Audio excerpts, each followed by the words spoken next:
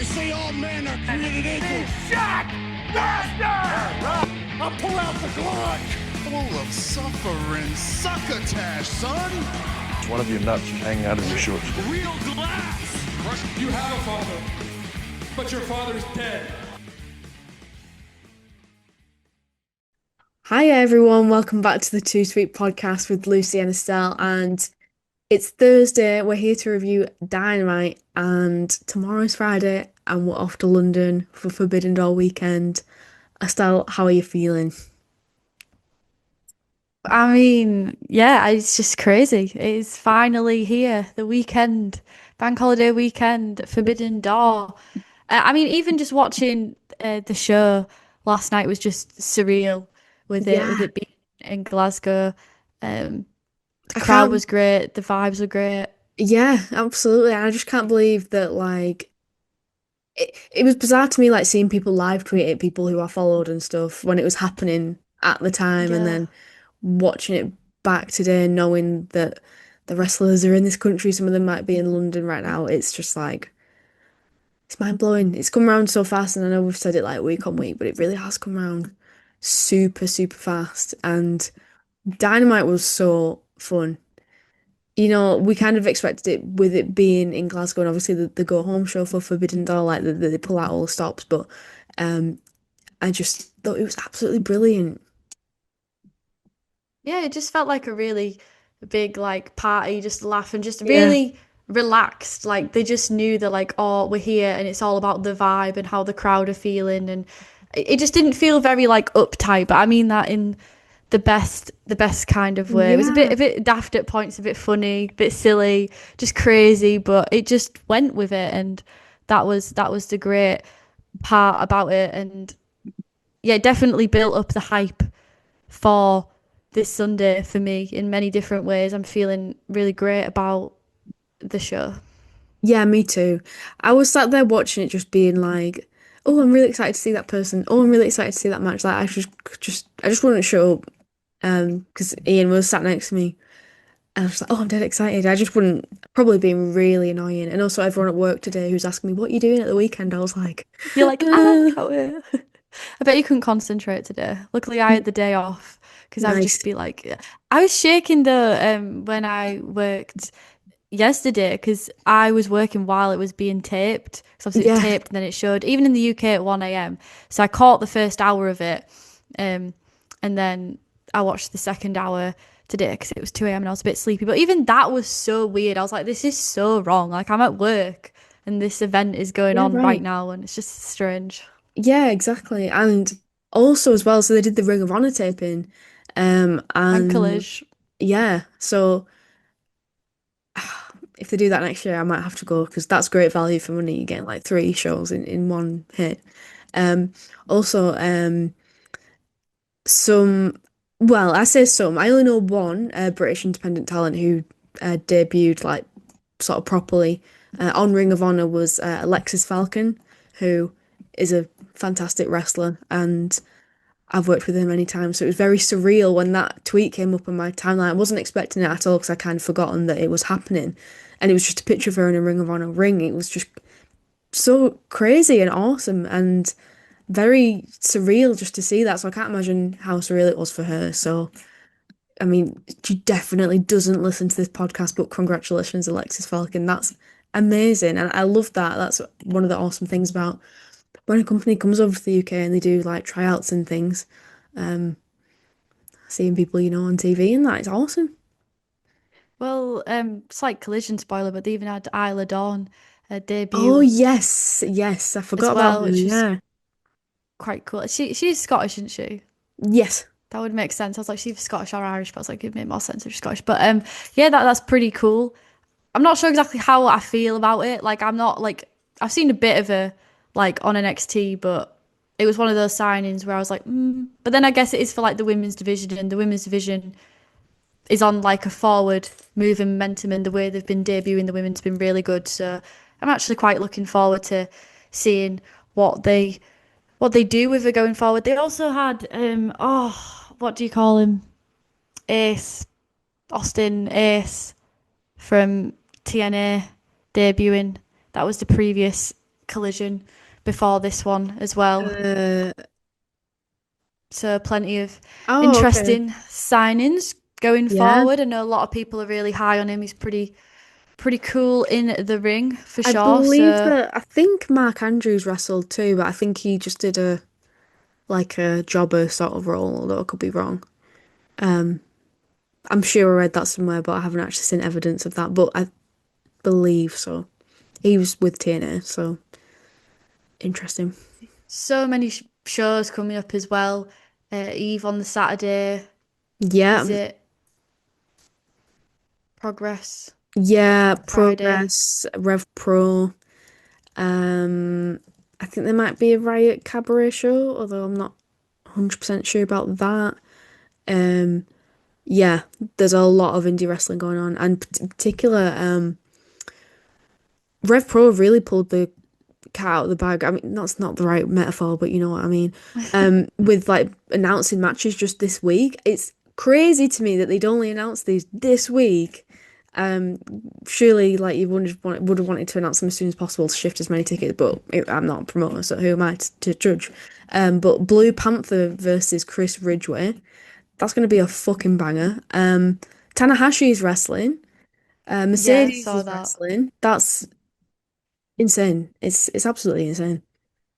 Maybe it's just seeing if the travel lines up. But talking Yeah. about moving tickets as well, really impressive that both the Dynamite Collision taping and Forbidden Door were both a couple of hundred out. I mean, who knows, by the time we get to Forbidden Door, it might be a sellout, which is How amazing. And I exciting. also heard that after the show in Glasgow, that Tony Khan came out and he was alluding to there potentially being a UK tour or stop in between Mm, Forbidden Door and All In. So that's also really exciting. I hope they run yeah. just a few smaller venues throughout the UK. That would be really, really mega, I That think, would and it would go down really well. absolutely that would be an absolute treat for fans like us. Maybe if they go somewhere like a bit further up north and it's not a huge event, so it's a bit cheaper, hopefully that would be amazing. Yeah, I he don't know if it would be a bit cheaper, but well, yeah, hopefully. it'll be cheaper in travel. Well, yeah, we take the wins where we can. But yeah, he's definitely said something like we'll be back in less than a year. So how exciting. Yeah, definitely. I mean, there's always that fear of like, oh, oversaturating the market, like, they're going to bleed the UK market dry. But I just really don't think we're at that point as fans right now. I don't feel like, oh my God, how the hell am I going to deal with another AEW show? What a burden that'll be. I Well, mean, yeah, it was a bit different with the AEW collision tapings and All In, not All In, sorry, Forbidden Door, because they are at opposite ends of the country, yeah, days apart, bank holiday weekend. It's a bit of a different scenario there. It's logistics and money, but if they're a bit more spaced out, then yeah, absolutely, I want to go to as many as I feasibly can, and I feel like a yeah, lot of people would feel similarly to that. yeah. And if it's like, say, hypothetically, if we're sort of inferring from what he said that it's a big event such as All In or Forbidden Door plus like a tour type thing and it's a lot smaller, that's still only two sort of occasions, isn't it? So it's really not that many. I think WWE comes to the UK twice a year, so that makes sense. And I also don't think that they should or will take the WWE tours into account with that because I just feel like it's even in the UK, I just feel like the market's completely different for WWE and AEW. So I don't We feel don't like, know that many like AW WWE fans. I couldn't yeah, even count on one hand how many people. There's so many people that go, I watch both products, but come on, yeah, be real with yourself. Do you watch both products? yeah. Or even if you do, would you spend money to go to see both? I feel like it's different. It's just different, like making that big commitment to go watch something live. So I don't feel like it would be a case of someone. Oh, I don't, I have to choose between AEW and WWE, and I really don't know which to choose. I feel like it'd just be, oh, I'm going to AEW because I like it more, and that's it. Do you know what I mean? I don't feel like that'll be a competitive aspect that they will probably need to take much into account. But I thought that was the worry though, going to Forbidden Door because they have been doing the counter touring, Yeah, counter programming. So there is or has been. I'm not too aware of it, to be honest with you, because clearly I'm not keeping up with that as much. But I know that that is going on over the Forbidden Door weekend. But I was a bit worried. I was like, is that going to draw? But I think it's a different thing. If it was the first All In, there was a lot of Yes. casual AEW fans who went to the first All In, and a lot of fans of both products, Yeah. who I think were definitely swayed by mainly CM Punk. I think that was like the big Mm, draw that that's got so people true. to come out that first year. But yeah, I think we're in a totally different market now, and the lines in the sand have been drawn. That's not to say you can't watch both, or I'm sure there is someone out there that'll be contrary, like, well, actually, I go to both, and to Yeah. that is amazing, and that's great. The more wrestling, the better, right? But yeah, I don't think it is such an issue. Whether it'll be an issue on TV and networking is a different thing. But I think Yeah. with the tours, but then again, it depends, doesn't it? Because depends whether they're signing certain deals of, oh well, when I'm touring you can't have any other um promotion wrestling at the same time within this time frame, or certain arenas, because that was Yeah. theorized that Forbidden Door, the reason why it's in the O2 is because they couldn't have All in London because WWE had some kind of handling in that. I'm not sure though if that ever came into fruition, because there was like a theory that they were going to do a show in Wembley, but I don't know. I don't know. Yeah, I'm not sure if that was true. I believe it's because Coldplay are playing Wembley. Fuck you, Coldplay. Ruining Horrible. everything. But yeah, I mean, at some point we should talk about Dynamite, but I just want to say how excited I am for what we've decided to do on Saturday night. Oh Which is yeah. go watch the Jeff Jarrett podcast live. Oh my God. That's going to be really Yeah. fun. Yeah. I can't wait for that. I can't wait.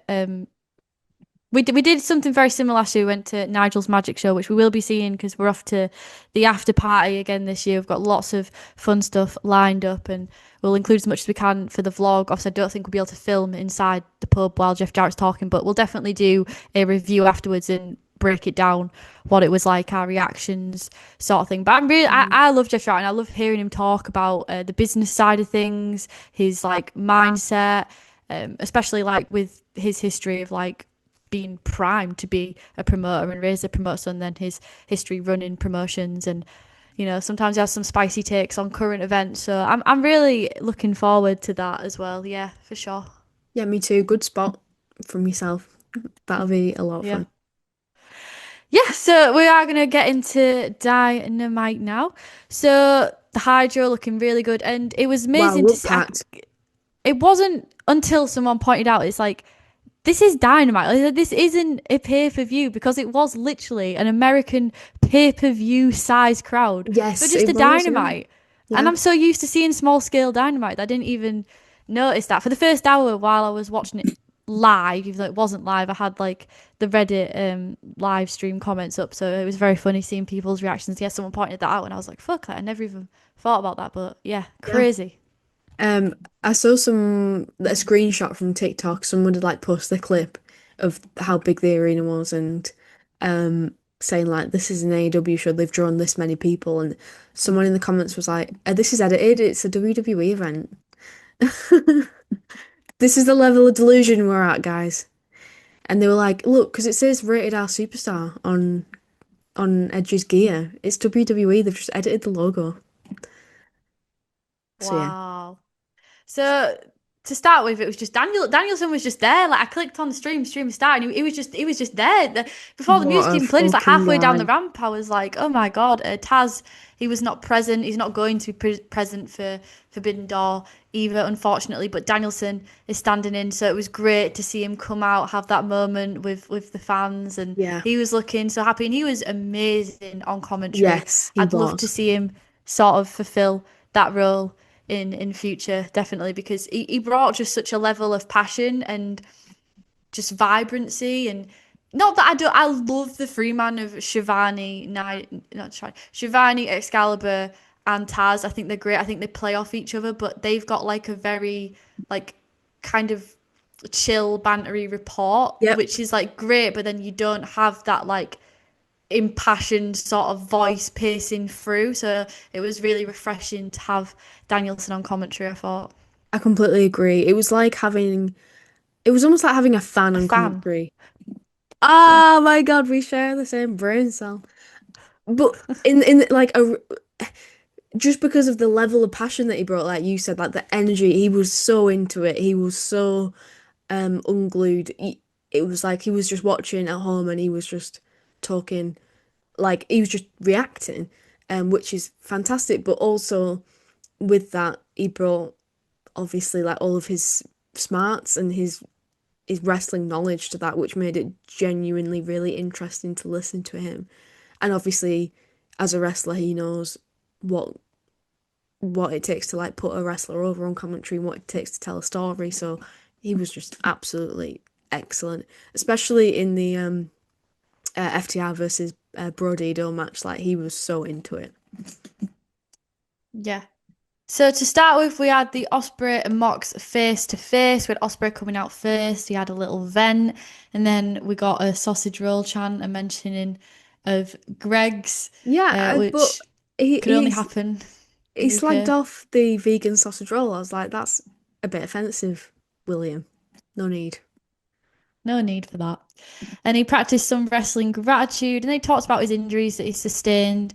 And he says last week he didn't get cleared for Forbidden Door, so then he was like, I went to a street fight, to a steel cage match, and that's why it's lights out, because it's unsanctioned, because I am injured. So this is like really muddy, because I was under the belief that he's banged up, like he's tired, he's a bit fucked up, he needs some rest. Yeah. But the way he was talking was like, I don't know. It just I don't know if I'm being worked and it is like he's still banged up and he needed the rest, or I don't know. It gave me fear though, because he came across really sincere, and I feel like with a lot of Osprey promos, I haven't really seen him do much heavily kayfabe or heavily worked promos. He very much is like, his character is him, and everything that he says is just like a projection. Like that's just how he is. Very Mm. ADHD, very chaotic. Hmm. So yeah, I don't know, but it is a bit alarming. And also you've got to think that we didn't see Kenny on this show. He's like barely come Yeah. out,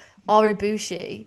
Um, so it almost seems like they're kind of, obviously they want to keep them on the bench to rest up before the match. But then it's like, should the match even really be going ahead if like we have to Yeah. preserve these guys because they're feeling like a bit fragile? It just feels like, I don't know, like, is this the wisest decision? Is it going to be an entertaining decision? Yeah, the show's going to be amazing, but am I going to be a bit nervous watching it? Yeah, I think I am.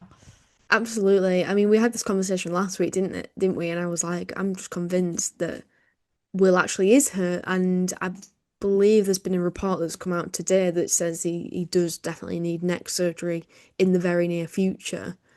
Oh my Um, God. and he'll probably be written off this weekend for that to happen. So I, I think that Jesus. I think that this multi-man match, I think I said this last week, has been made with the intention of protecting these people because there's a lot of big names in this, but there's also a lot of hurt people in it who I think, Oh, Darby Allin will take all the bumps. But then yes, again, Darby looks like he fucked himself up in this yeah, segment later on. So, oh my God, I know. But I also think that Osprey's not going to hold back because I think he is that type of person. I feel like the intention will be to protect him, but I don't oh, think especially in London. yeah. Especially in London. It'd be, oh my God.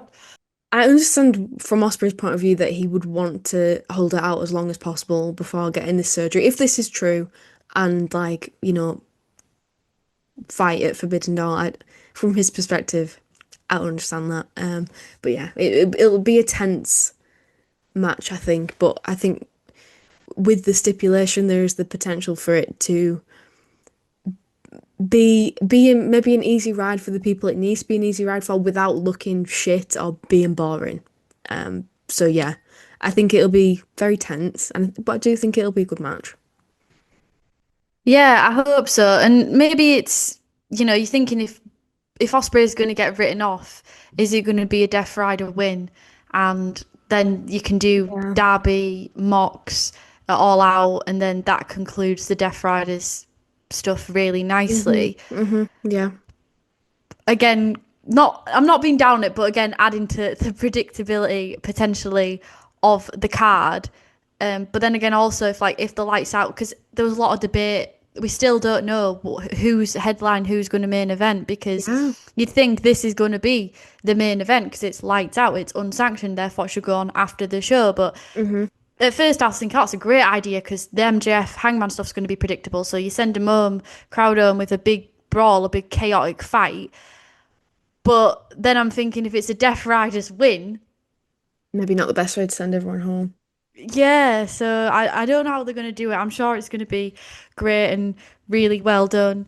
But it's the case of, yeah, I do think that the spots will be safe and protecting the people it needs to be protected. But knowing Osprey, knowing Darby in particular, how Yeah. impulsive these two men are, Yeah. I'm like, I could just see them getting a bit overly excited and whew, I don't know. It's a bit nerve wracking, but yeah, like if that's their wishes, and in this promo, it seemed to be his wishes. He was like, "That's what I want. I want to take those risks. You know, I'll practically die for this place. He loves this place so much." So yeah, we will That's their see. choice. Yeah, their choice. He says he'll leave everything in the ring, whatever that means. Um, And then Mox comes out and he says Mox should just get the job done himself. Jet Speed coming out. And then we got Tanahashi and the match begins. So the match started in chaos and the match also ended in chaos. So throughout this match, we had a lot of shenanigans. Shafir ejected and then Osprey comedically carries her away. Death Rider heavy until the hot tag of Yuta and Tanahashi. This was a more, I thought, traditional TV match in the aspect of, I don't know, normally with the six man or the even the tags, there's a lot of chaos, a lot of high flying spots and maneuvers. But I think obviously like having to work around Tanahashi, making sure that he could like, you know, get his moments, get his spots, and I don't know. I think it really served its purpose, though. Is what I'm saying. Like it was a much more appropriate way to go about, it, especially because you had like the chaos at the start, the chaos at the end, and then also that led for some really great moments to have time to breathe, because the match very much just was like two people in the ring, bad guy getting over for a bit, good guy get coming back, bad guy coming back, and it worked pretty well, I thought. And it was good to see Tanahashi. It was good to see him, bless him. You know, definitely. I'm not even trying to. I can already see it though, like people being like, "Oh well, you know, it's now he used to be, is it?" And it's like, yeah, he never was. It never was like his one of his final like stops on like his retirement tour. But it's just great to see him Yeah. from my perspective, and just gotta love Tanahashi, man. Like, what's not to love? He's so Yeah. lovable. Yeah, exactly. I completely agree with everything that you said. It doesn't have to be a full bells and whistles type of match. I thought it was really good to kick off the show like this, amongst, like you said, the chaos and things, and then a pretty simple, short and sweet match. But I thought it did quite a lot in furthering the tension for Sunday. Yeah, and the talking part being engaging and it not being like a half an hour talking spot at the start of the Yeah. show, and then you get like a match, because I think the crowd they really knew what the crowd were like. Right, we're sending Will Ospreay out first away. He's the first thing that this crowd's getting because he's going to connect with them, and that's going to make Osprey hype's going to make the crowd hype. Then we'll quickly roll into the match and just have chaos. And they just knew what the crowd wanted and what the event needed, and that it wasn't just a typical American Dynamite. It's got to be done a certain way to tailor towards the crowd. So we also had the War Dogs. They were interrupted. Tanahashi's very long setting up of the frog splash spot. But Osprey comes out with, you believe, Marina Shafir in a body bag, so Tanahashi can get in the move. Then there's a post-match beatdown, and the Young Bucks came out and super kicked Osprey. Then what was hilarious is not only the randomness of Roderick Strong and Kyle O'Reilly coming out, like clearly Tony Khan just felt bad and he was like, we need to get these men to the UK, like I feel bad leaving them at home. But it was the fact that the Derby came out with a bin bag. So Roderick Strong was beating on his own wife. Like why wouldn't he help his own wife get out with a bin bag? Like what was that all Holy about? shit. What a good point. I totally forgot they're married. That just adds a whole nother level of bizarreness to this situation. Yeah, hilarious. And you know what? Like they must be the exact same height because I really believed it was her. Yeah. I was shocked. Again, Darby Allin just doing a hilarious random. It's just coming out of nowhere. Just he just Yeah, materialized. just He just spawns. appears. Yeah. Just yeah, fucking spawns. And then the ops were there.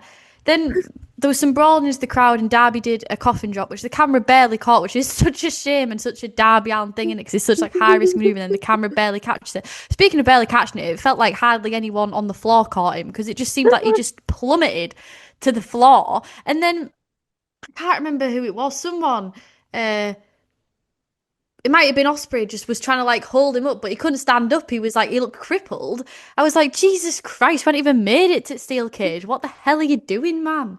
You're also in a team with a bunch of injured people, so you'd Yeah. think like you'd just try and keep it together until Sunday, but no. Nah, we're all in the hospital together. That's the team's Hospital tactical match, approach. baby. What was also cracking me up about this was when that happened, Tony Schiavone on commentary went, "Of course, Darby Allin," and that's all he said. And I then was like, and "That then is Brian so Danielson true." went, no, but then Brian Danielson went in like the most sincere voice. He went, "Is Darby okay?" Like really like serious. I And know. that proper made me pop. It was so funny. His like intonation of that. Yeah, he was Like no, so no, he's genuine. not okay. He's and then you got Tony Schiavone sick of his shit. Like me and you, just like yeah, standard that Of innit? Like yeah, course. bro, of course you would do that. Yeah, But yeah, entertaining. I mean, God. I feel like the Ops versus the War Dogs would be an easy match to book for like the pre-show Oh because you know yeah. their involvement and the Ops haven't really been doing much, so It was very random, be wasn't it, cool. that these two teams appeared out of nowhere. I feel like that must be the reason why. Maybe we're setting up for a match, because otherwise, why did they turn up?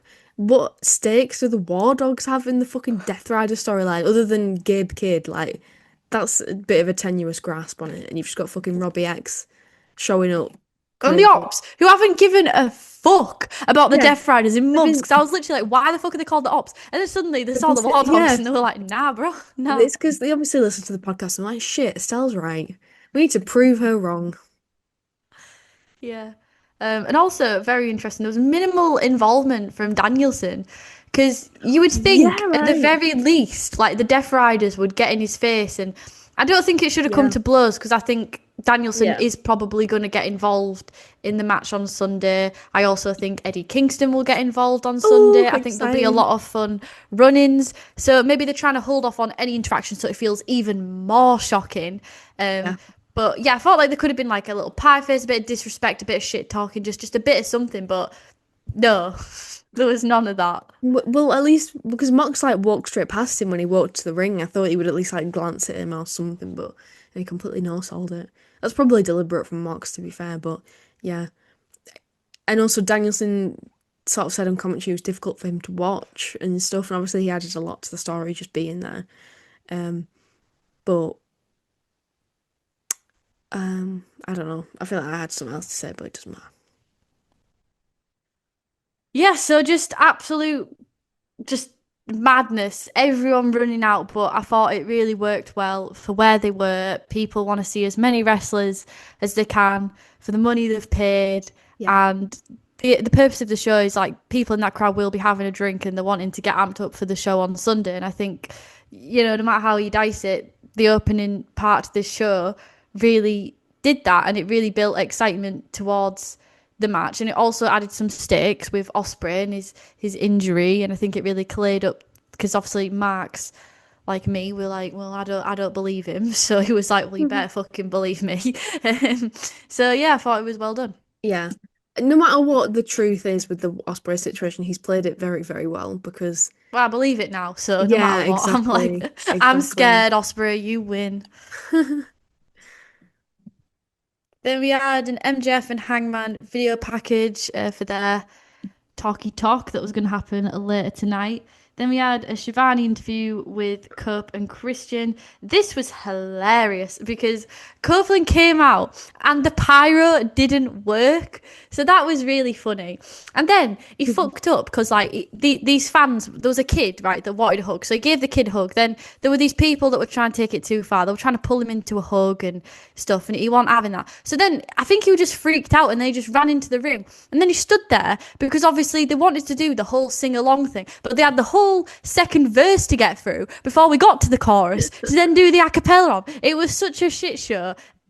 It was hilarious and I loved it. Loved every second. The timing was all wrong.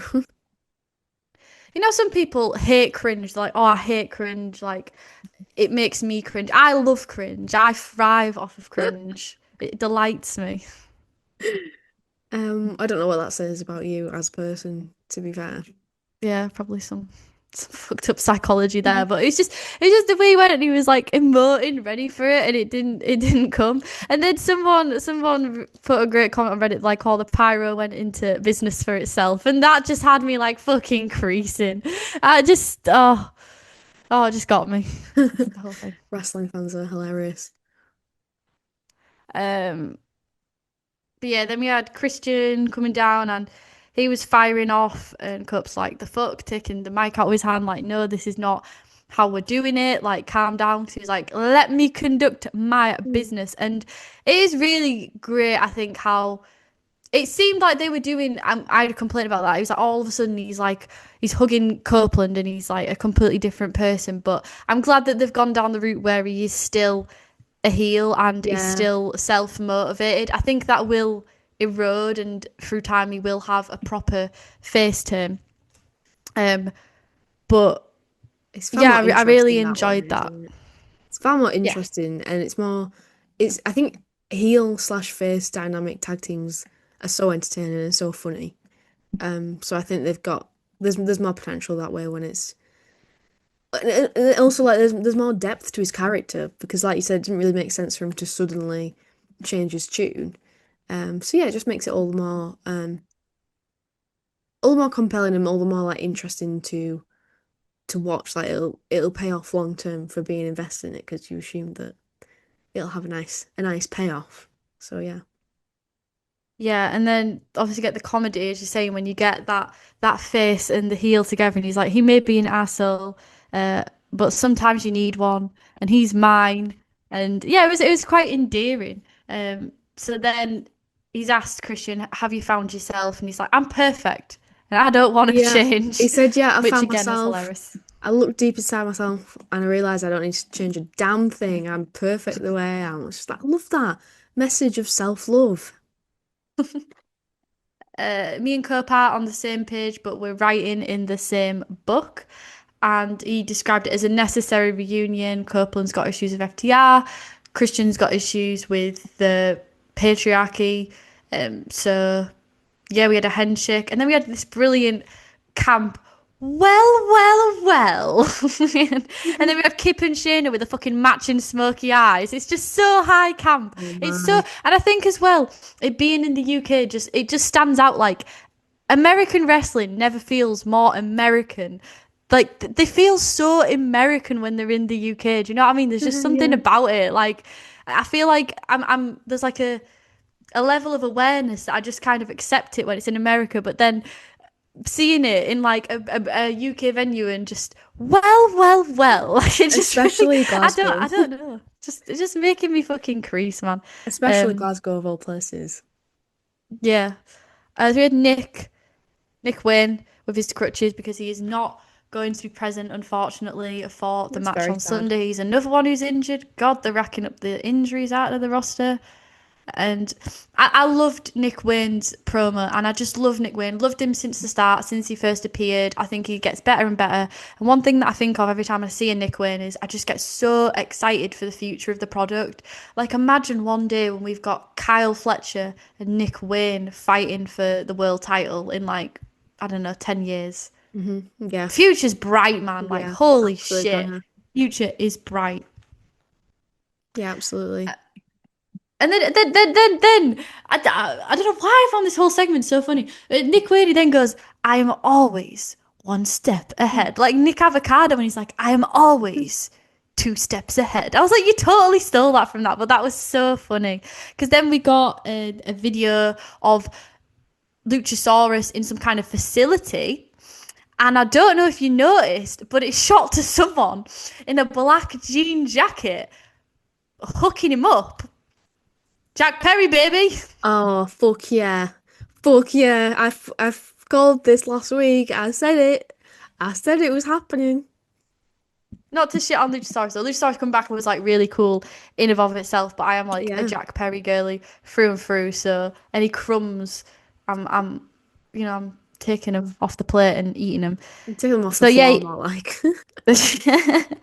he came out and choke slam Cup, and then Christian had his attention on Kip, so he also received a choke slam. So yeah, in that match now, it's going to be Cup and Christian against Kip Sabian and Luchasaurus, and yeah, you would think that Jack Perry might have a return as well. You would hope. I feel like that's always been the plan, is to bring Jack Perry into this storyline. Obviously, Luchasaurus, and I think even though Nick Wayne got injured, I feel like one of those two would have returned on Sunday. I feel like they just did it. I don't feel like the plans have shaken up that much. Yeah. But yeah, it'll be interesting to see if they've sped up the Luchasaurus thing, because I think that was going to come on Sunday. So I'm like, are they going to speed up the Jack Perry thing as well? And where the hell is Jay White while we're talking about people? Where the hell is Jay White? He only, like, not saying only, but he like twisted his ankle. Like, it should have been like a 6-month injury, if that. Like, where is this man? Has anyone seen Jay White? Maybe he's in London right now. No, because like last time I got worked and I like built myself up and I was like, Jay White, he's gonna come out, and he didn't. Yeah, that was really gutting. We'll not go there this year. We'll just go in low I don't think Jay White expectations. should come out. Jay I don't White's think not I'll gonna be safe to there. be around. I don't think I'll be able to I control agree. myself. Like I don't know what I'll do. Totally agree. I don't know what I'll do. I'll just go through the ceiling. I'll just like SpongeBob with a little jetpack on. I'll just go. Like, I'll just be so excited because of last year as well. Everyone in our section would be in danger. It'd be a health and safety hazard. Get your And if earplugs Jack in. Perry came back as well on the same night, two of my faves. Yeah, it would be unbelievable scenes. Unbelievable scenes. And Lucy means that. She means that. She ain't joking. She means that. Yeah, no, seriously, yeah. If you hear, if that happens and you hear like really high pitched screaming, and it's so loud that you think like your eardrum's gonna burst. Probably Estelle. Oh, But, you know, we're not gonna get our hopes up about that happening because we don't want to set ourselves up for disappointment.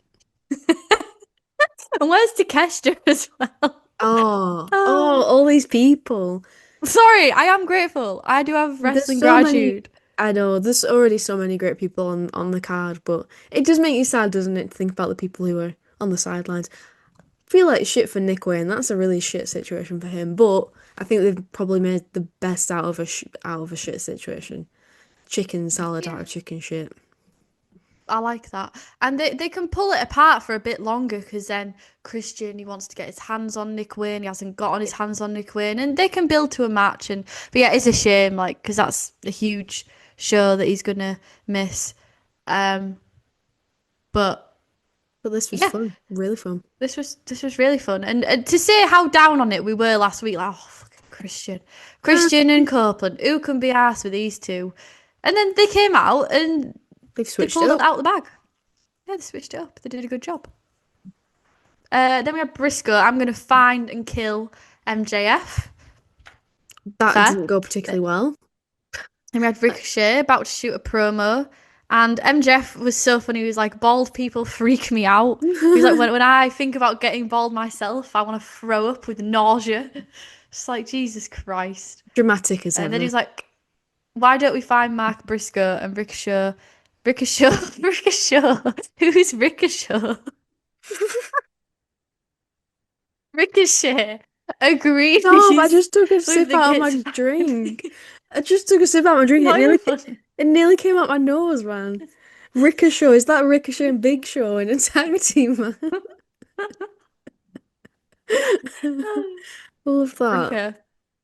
They Too make a giddy, too great giddy. team. So yeah, they made an alliance that they were going to hunt um, Matt Briscoe. So Yeah. then we got a big match, which was the finale. Again, something I wasn't particularly excited for. Brodito versus FTR, because I'm like, well, FTR are going to win, and FTR, I don't think anyone's particularly feeling super high on it. I've not seen anyone online like, oh, Oh, I FTR, what love they're doing is just FTR. crazy, right? Mm. So yeah, but this match was fucking awesome. And never mind the result, because obviously the result was the most favourable they could have procured. But the actual match itself was amazing. Definitely Incredible. potentially like top 10 of this year. It was really great. It subverted Hmm. expectations. It was a battle. It was bloody, and it it was just great. I thought it was absolutely fantastic. And that in part is FTR. Like when I saw that, and especially the ending in the last 5 minutes, I was like, this has FTR all over it. Because like no matter how I might feel about their act, and I guess that's the point, I'm supposed to not like them, and I don't like them, so they're doing the job well. But you can't deny when you watch them in the ring, and it must be like Young Buck haters, because I Yeah. love the Young Bucks, so it don't matter. But I imagine if you're a Young Bucks hater when you watch a fan, you watch a show, you watch a match, Jesus Christ, why can't I find the word? If you're a Young Bucks hater and you watch a Young Bucks match, Yep. you have to, it makes you eat your words a little bit, because they're Yes. that damn good in the ring. That was my point. Yeah. Yeah. Yeah. You're completely right. And it's sort of like you have to admit, okay, yeah, this person or this team has had lots of good matches. That's something to do with them. It's not just their opponent or whatever. Yeah, absolutely.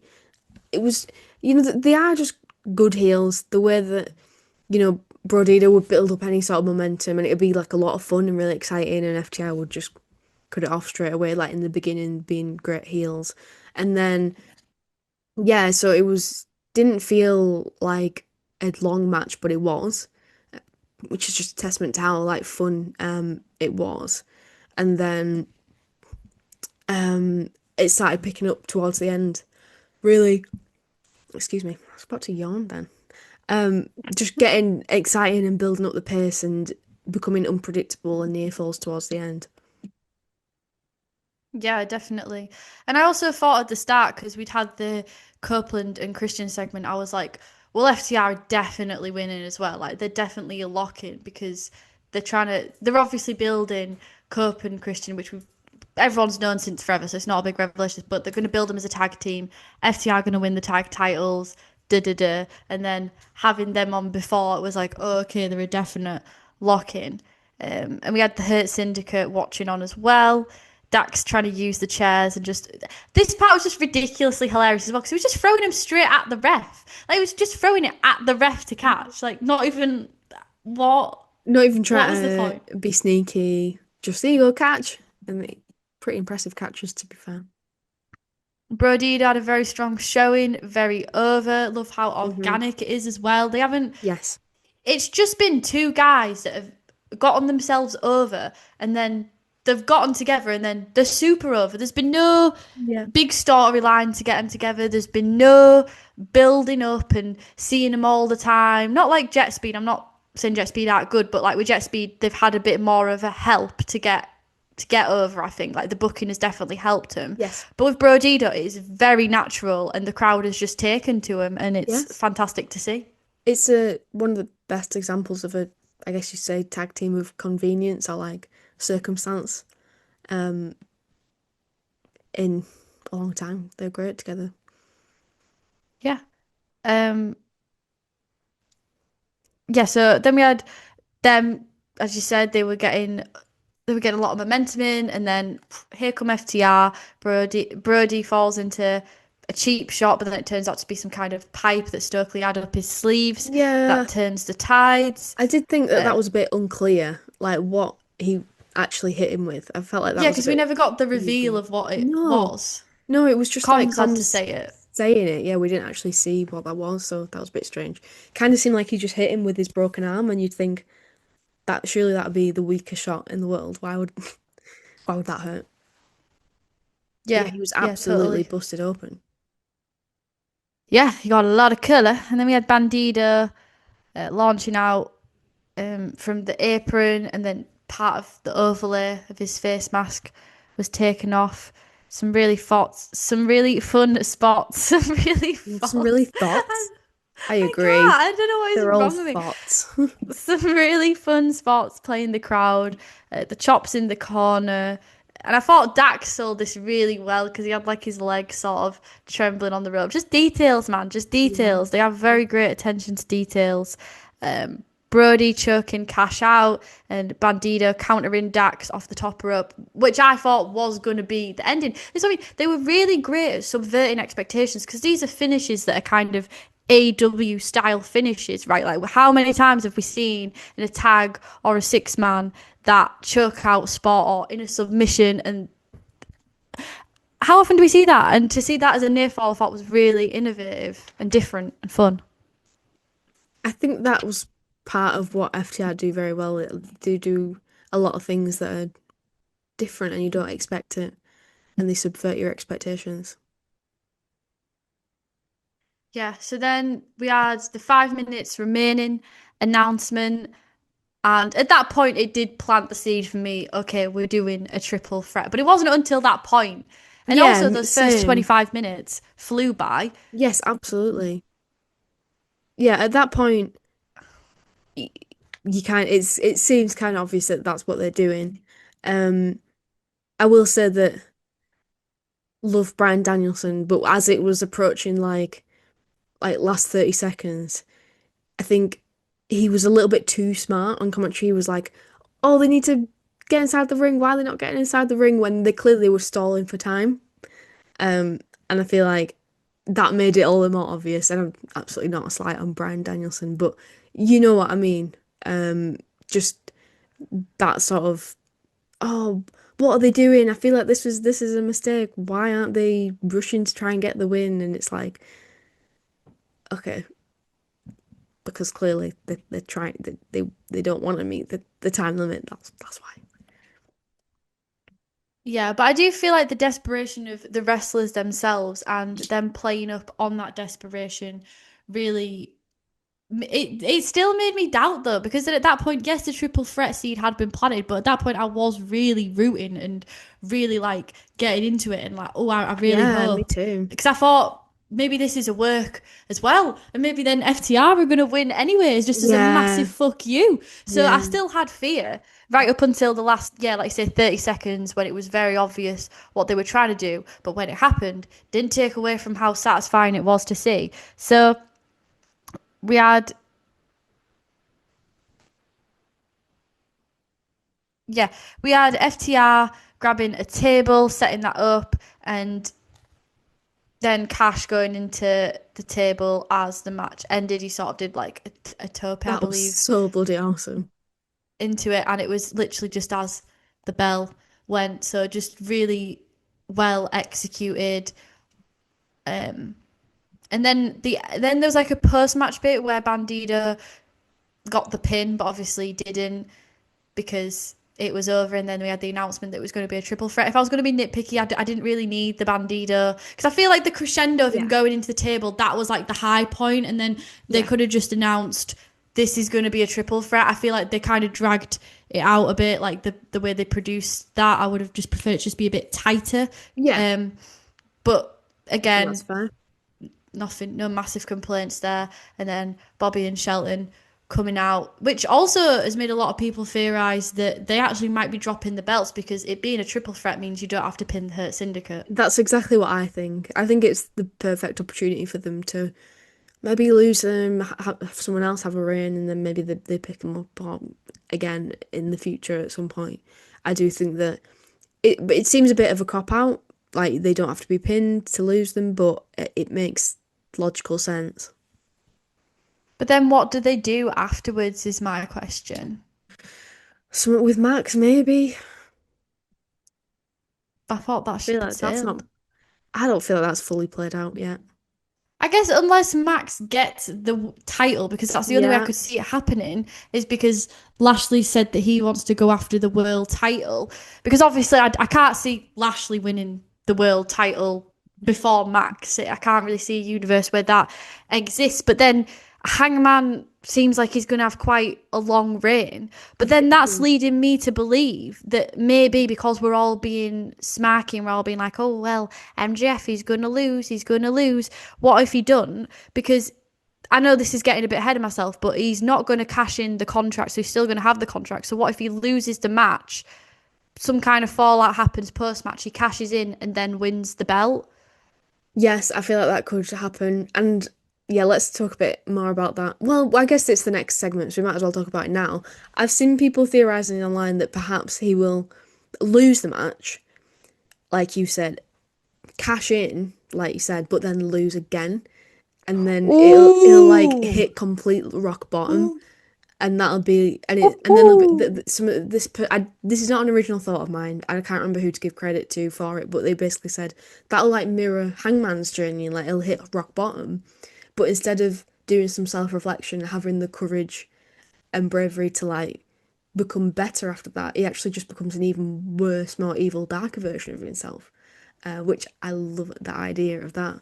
I do think that MJF walking away champion would just, I can't see it happening. I feel like people would be disappointed because I love Max, but I love Hangman as champ, and he's obviously the ultimate babyface. I just feel like it'd be a real downer for him to lose the I feel like it'd championship. be awesome. Like it'd be so shocking and Yeah. so fun, and there's so much you could play off of. But then also, what do you do with Hangman? But I've heard another theory that I remembered now that yeah, he cashes in the second time, but the person that cost him is Mark Briscoe, and then that's how they do Mark Briscoe and MJF at All Out. So I was like, that makes a lot of sense as well. Oh yeah. Yeah, I can definitely see Mark getting involved somehow. Hmm.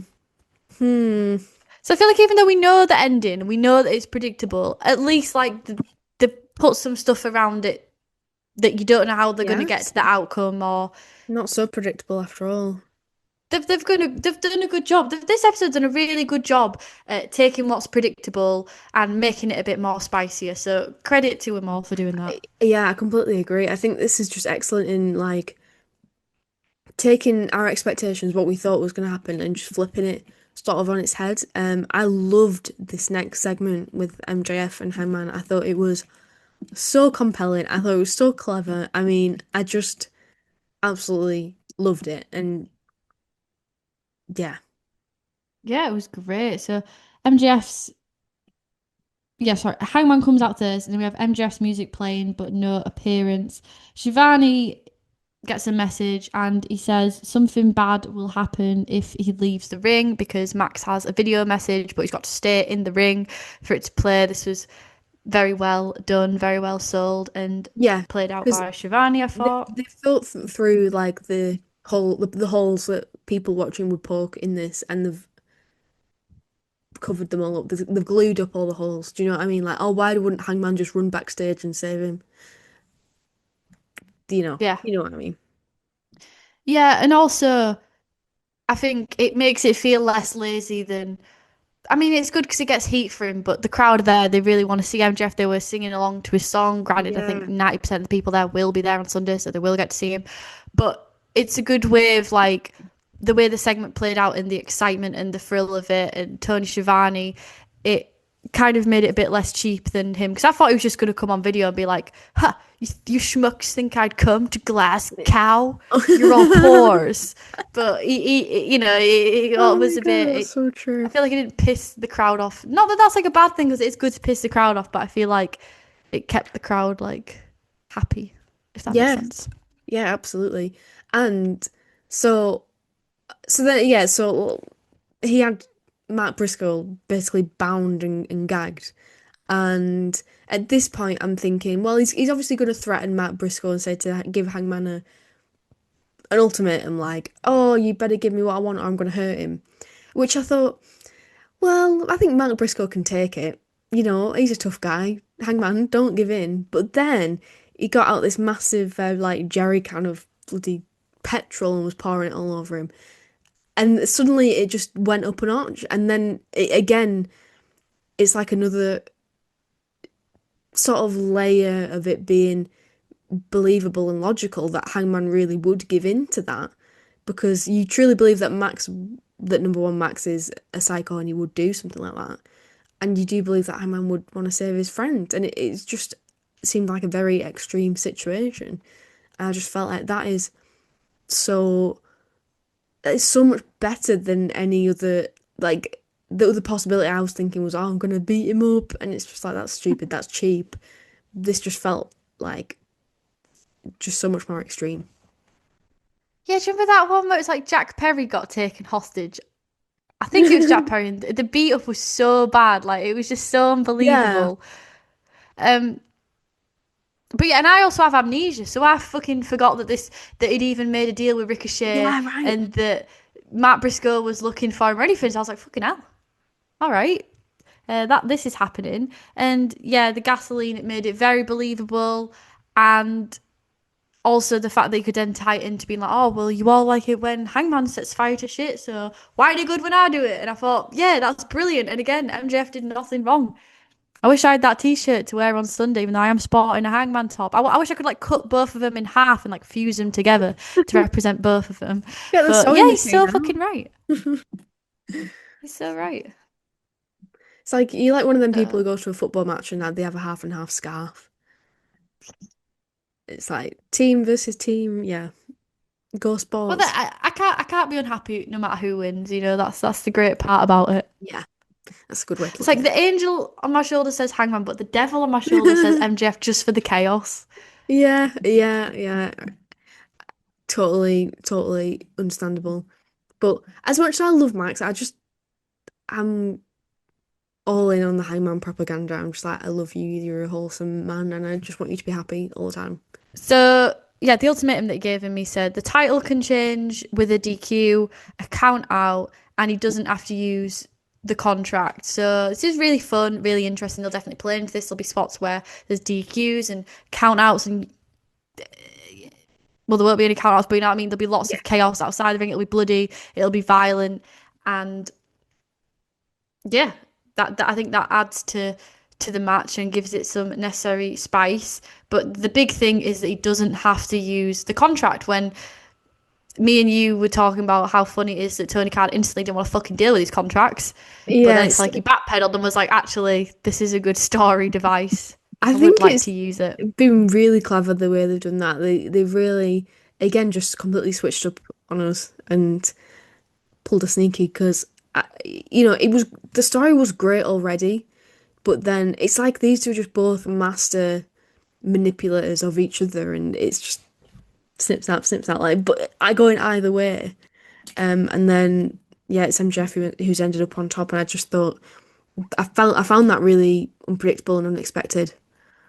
So I Because love it's that a been pretty lot. one-sided as well. Like Hangman's been getting one over on MJF for quite a while, and none of MJF's tactics so far have been seeming to work. Hangman's Yeah. been pretty unfazed, but this is the first chance that he's managed to get an advantage. So Hangman did agree. And then what I found really interesting was when he went backstage, he was frustrated and he was trying to find Max, and Ricochet was there, Ricochet, and he was like, I don't know where he is.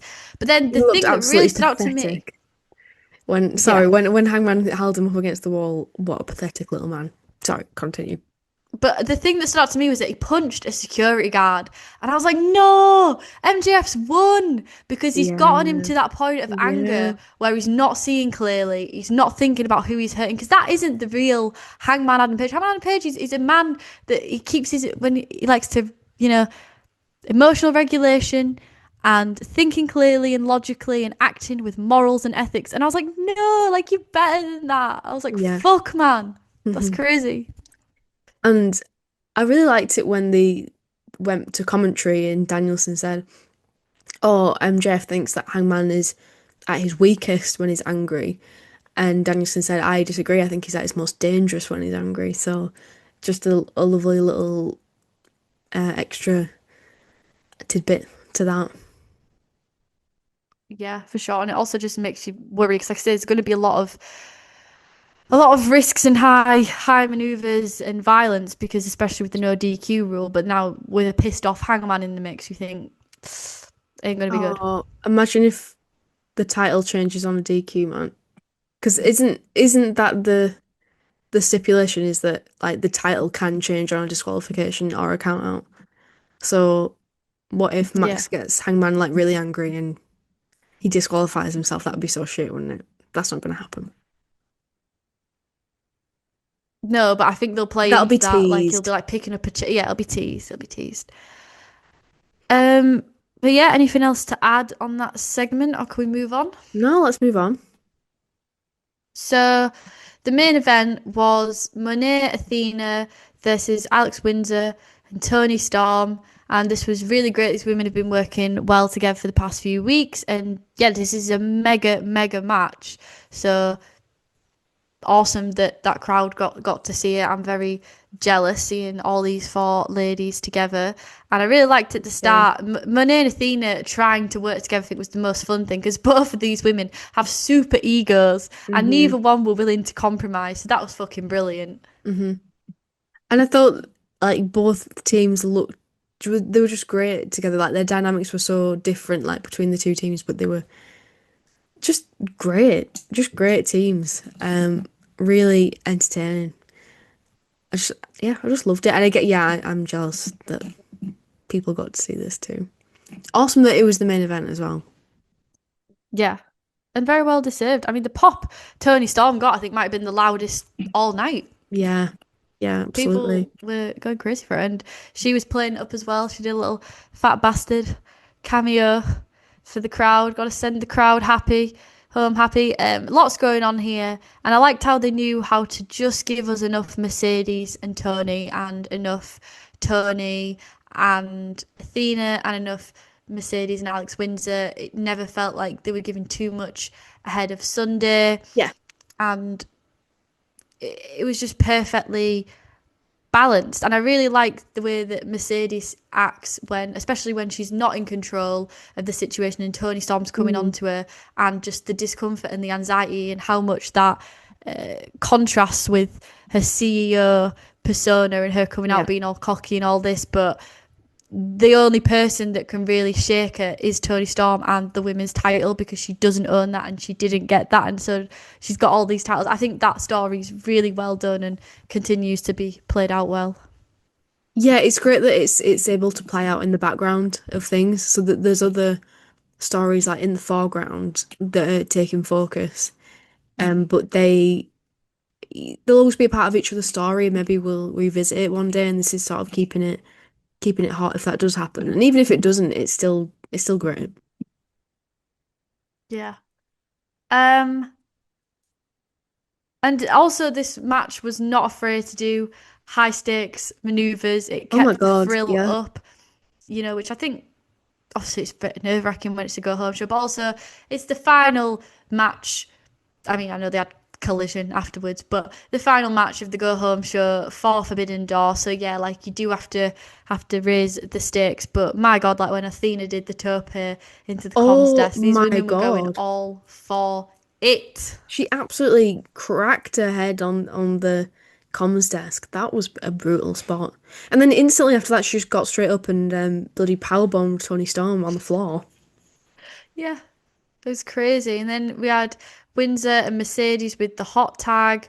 And this was really interesting. So Windsor gets Mercedes in the sharpshooter, and Mercedes taps. But she wasn't the legal person. So then Athena swipes in and takes the match. And Mercedes has a little face off with Persephone. But I was really shocked that, yeah, she wasn't the legal person, but it was just very shocking to me to see Mercedes tap to Alex Windsor, of all people. Like, that was very jarring for me. Yeah, it was shocking. And thinking about it, it's like, oh, did Mercedes do that on purpose because she knew she wasn't the legal woman and she did it to throw Alex Yeah, off? you If could you're spin doing it like that way. mental gymnastics, a bit like that, or simply making Alex Windsor look really strong going into the match on Sunday, because unfortunately, I have to say, I do think that Persephone and the other lady in the match, who I don't even know her name off the top of my head, Bozilla, or however you pronounce it. I'm sorry if I'm pronouncing that wrong. I'm not sure. They feel like afterthoughts in this, and it doesn't feel particularly competitive considering it's Alex Windsor who's very new, and then two people who have not been on. They've not had any build up for being in this match whatsoever.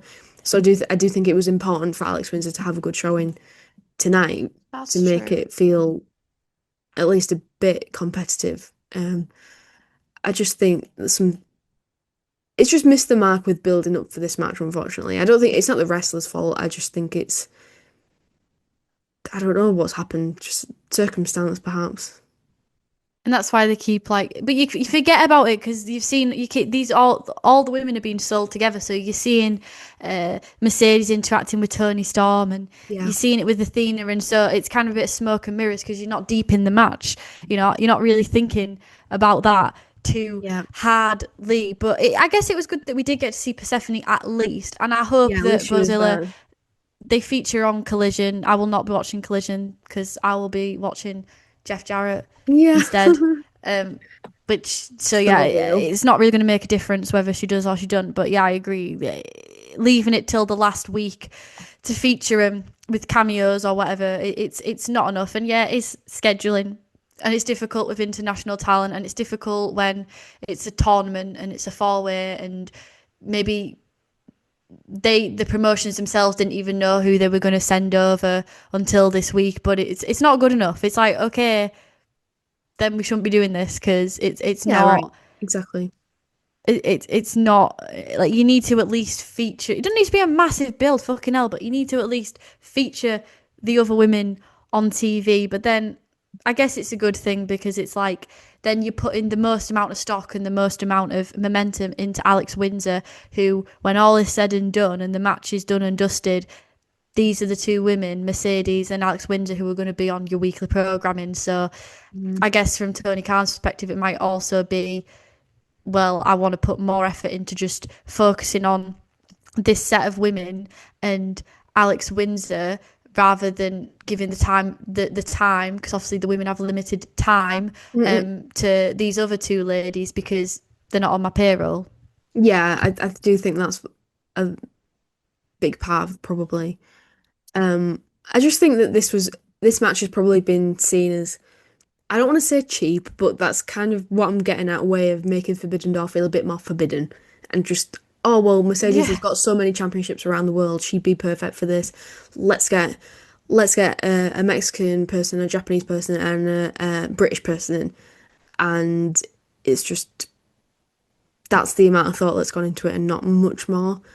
I'm sure for Mercedes, there's she's probably knows a lot about her opponents. Maybe she's chosen them or whatever, or certainly, is excited to face them.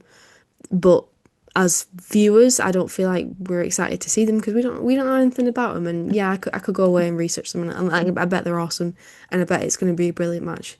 But it's just a shame that on television there's been little to no build for this match, and it's been weaved in with the Tony Storm and Athena story, which has been fabulous. But there's just no stock in anyone in this match apart from Mercedes and Alex Windsor, unfortunately.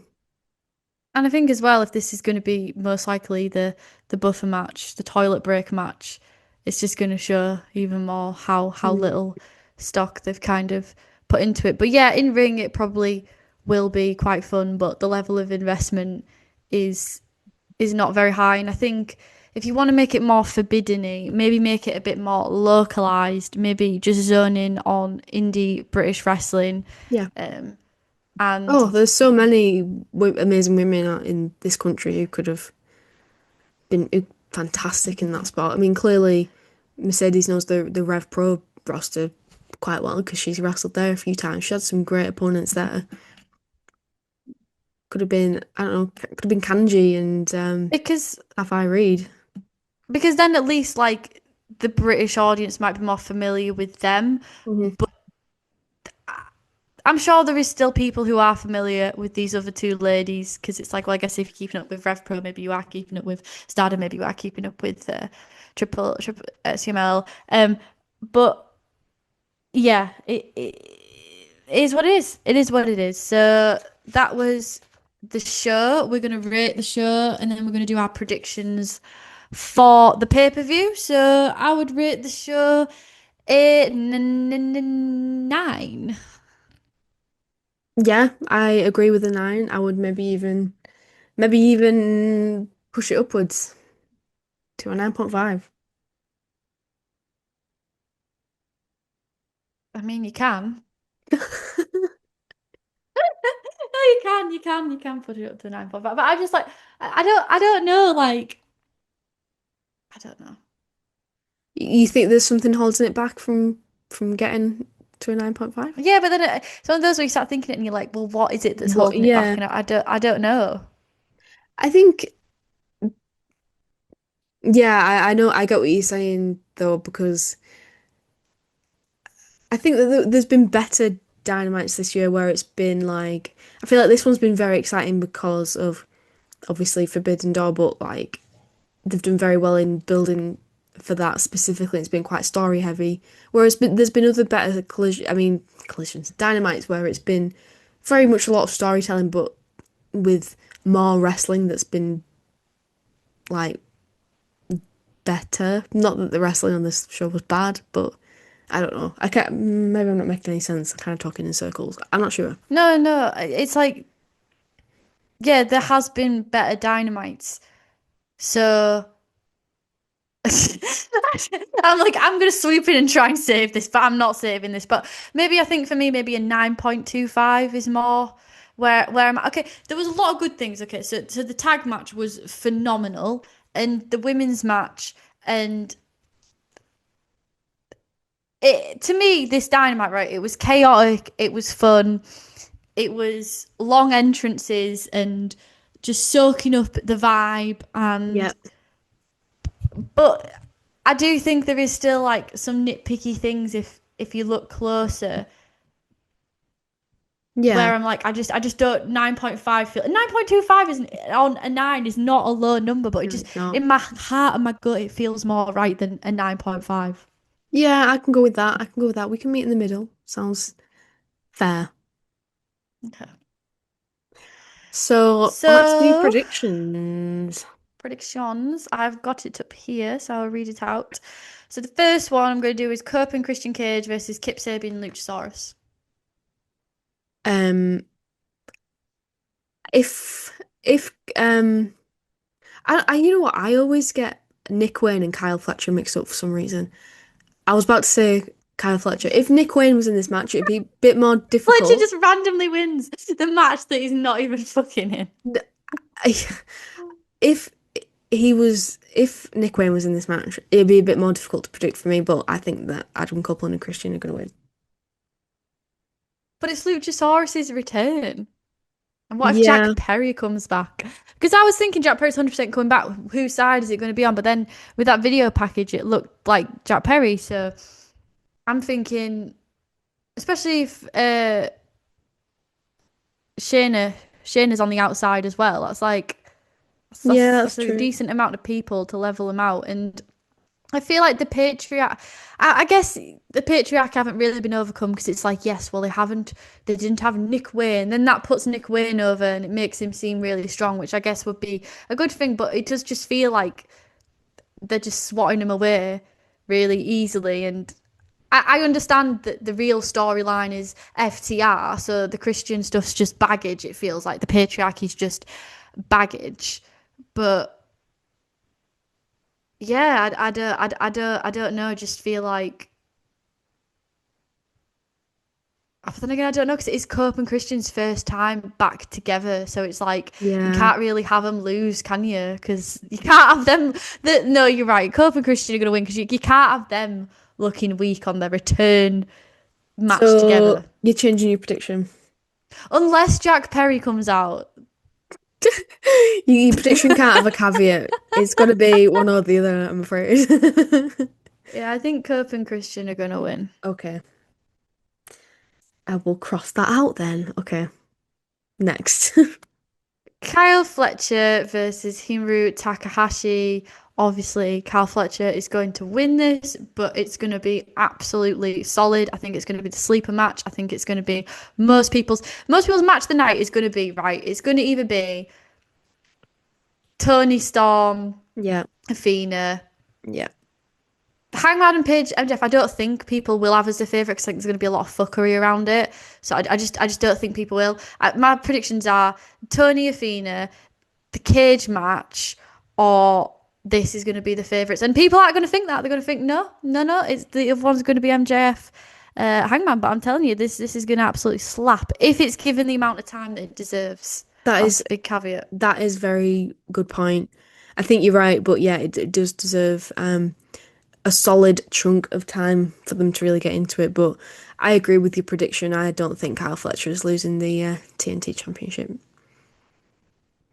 So then we've got the four-way that we've discussed at length. And Mercedes Moné versus Alex Windsor versus Persephone versus Brazil. Again, very predictable. There's no way that Mercedes is dropping the TBS title. So, yeah, Mercedes. Yeah, agreed. Then we've got the Women's World Championship. Toni Storm versus Athena. I think it's going to be Toni Storm, but then part of me is thinking like there isn't enough title changes on this card. So another part of me is thinking maybe Athena, but then I think the way they've been booking Toni and Mercedes, it's clear that they want them to have a rematch. And the only way they're going to have a rematch and for Toni Storm to keep her role of being intimidating to Mercedes is for her to have the title. So I think Toni Storm logically has to retain as well. Yeah, I agree with you. For the reasons you said, and I also just feel like Athena's fantastic, but I don't think she's been built up enough on AEW television to be a champion on AEW. I think that obviously she's been Ring of Honor champ for nearly 1,000 days. That's incredible. But yeah, I just don't see it happening at the moment. And that makes me kind of sad because I would love her to win. Just because I think she's fantastic and not a slight on Toni Storm. But yeah, I agree with you. Yeah, so then we've got the tag team titles, the Hurt Syndicate versus FTR versus Brodido. I think FTR are going to win because clearly that's where the Copeland and Christian stuff is going. Yeah. And we need them to have the titles in order to move the story along. But then I also just think like what are the Hurt Syndicate gonna do after this? You know, I mean, hopefully, like Shelton. I know it's all Lashley, and I like Lashley. I don't have an issue with Lashley, right? Like, I hope he does go for the world title, but I love Shelty B, and I want Shelty B to get some flowers too. So he better be Yeah, I fucking going know. for the TNT or the Unified. Yeah, this one's hard because yeah, what you just said, like what's after this for the Hurt Syndicate, and I also think that Brodido, just to be contrary, I think they've got a fucking chance because they're so over, and I feel like that'd be the unexpected outcome that would get a It would huge be pop. unexpected. Oh, I could see that. Yeah, I could see like the pop they'd get Yeah, would be worth it. But then yeah, the FTR stuff, like you've got to put that piece into place for unless they're just I going to do agree. it I without agree. titles. But I just think if you're going to have a Copeland and Christian, Edge and Christian reunion, you've got to have them win a title together. Otherwise, I'm sorry, FTR have just got to win. Like, there's just no ifs or buts about it. And then I guess that means that the MJF stuff has to really progress with the world title because then that has to progress the Hurt Syndicate stuff because Bobby Lashley is interlinked with Max as his MVP. So there's a lot of things that are relying on other things to Yeah, move forward. yeah, that's right. That's right, and that's why I'm really struggling with this because my heart wants me to say Brodita, but I know that's probably not going to happen. But I think that if that was going to happen, why would FTI even be in this match? Like, why not just have Brodito win clean over them in the final of the tournament? But then, actually, no. Sorry, I'm just backtracking on myself. That's so that someone other than the Hurt Syndicate can take the pin. So fuck it, Brodito. Yeah, so someone else can take the pin, but also like they are over and it is giving them their flowers and it's giving them Yeah, legitimacy so they can go after FDR or they can go after Cope and Christian and they can continue circling the exactly. titles and you're not giving them the fucking private party or outrunners treatment of just Yes, swatting them to the ground. exactly. So next up we've got a match that I think I have no fucking clue who might win this, and that is the AEW Unified Championship of Kazuchika Okada versus Swerve Strickland. I do not have a clue who is going to win. I'm leaning towards Okada, but then Swerve getting the pin just feels crazy. But then it's like someone's got to cut Okada down at some point. So I I don't know. think I think Okada's winning this. Um, I just think it feels right. I don't even really have any real reason. That just feels right. But that's like every Okada match, though. It's like, yeah, Yeah, it that is feels so right for him true. to win because Okada wins Because everything it's because Okada is Okada. God.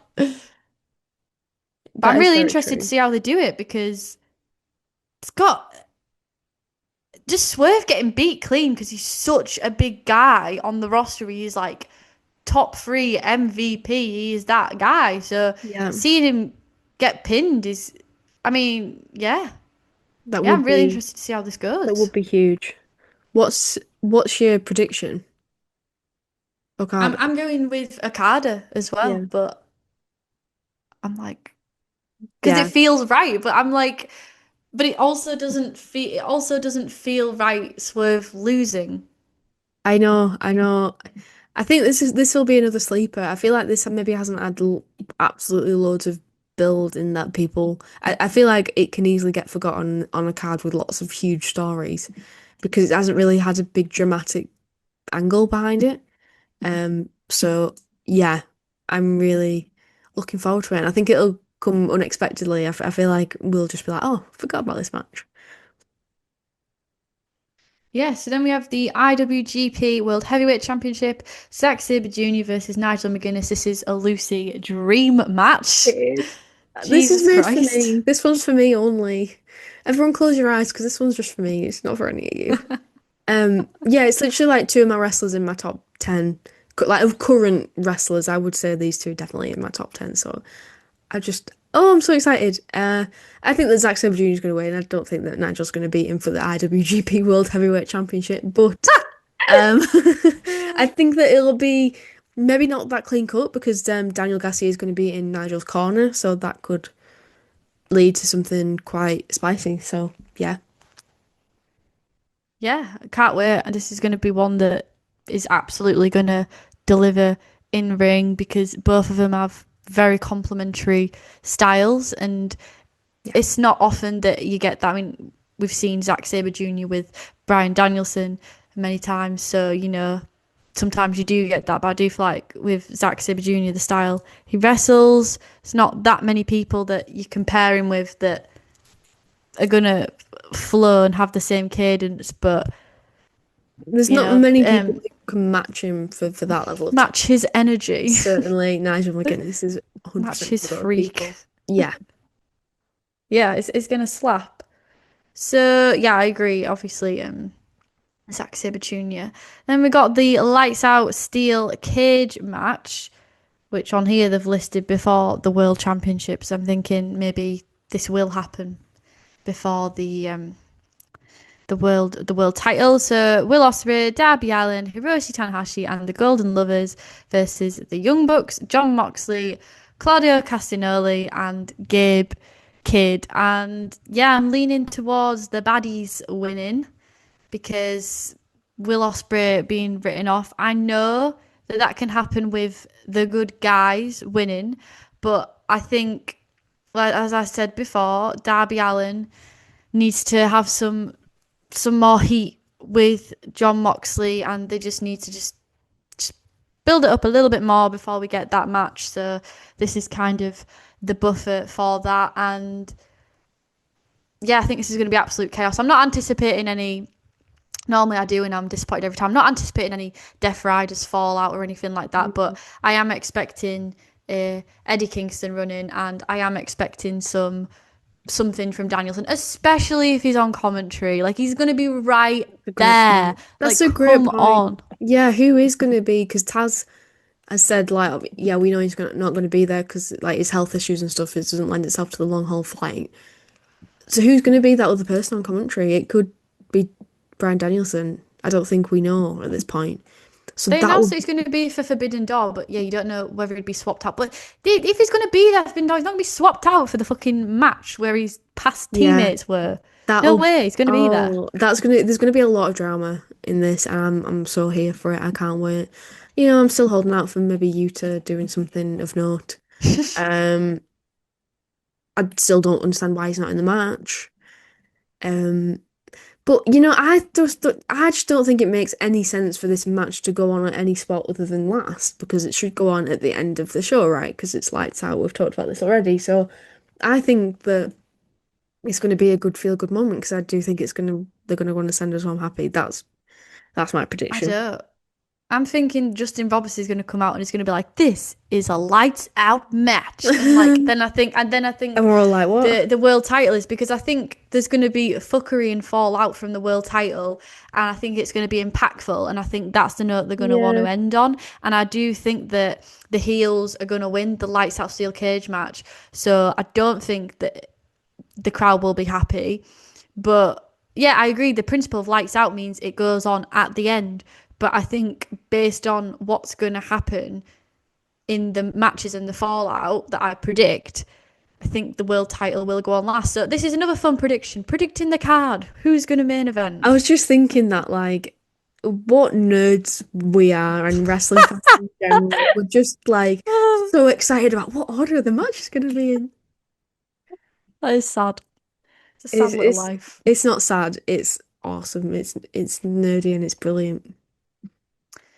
So we'll get into that then. The World Championship. We've got Hangman Page versus MJF. The title changes hands on DQ or count out. I do feel like we've kind of ran down, or I've ran down what I thought's going to go down.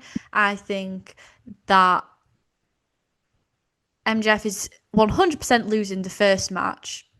We don't even know if he's going to cash in, but okay. The first match he's going to lose. The second match he's going to cash in. And I'm still undecided, but I guess he's going to lose, and I guess Matt is going to cost him.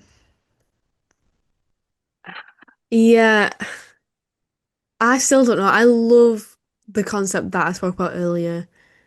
Yeah, him losing and then cashing in and losing again and him just spiraling into darkness. Or I think it's also perfectly plausible that he would lose, cash in, and then win. I feel like that would be equally as exciting and satisfying for everyone watching.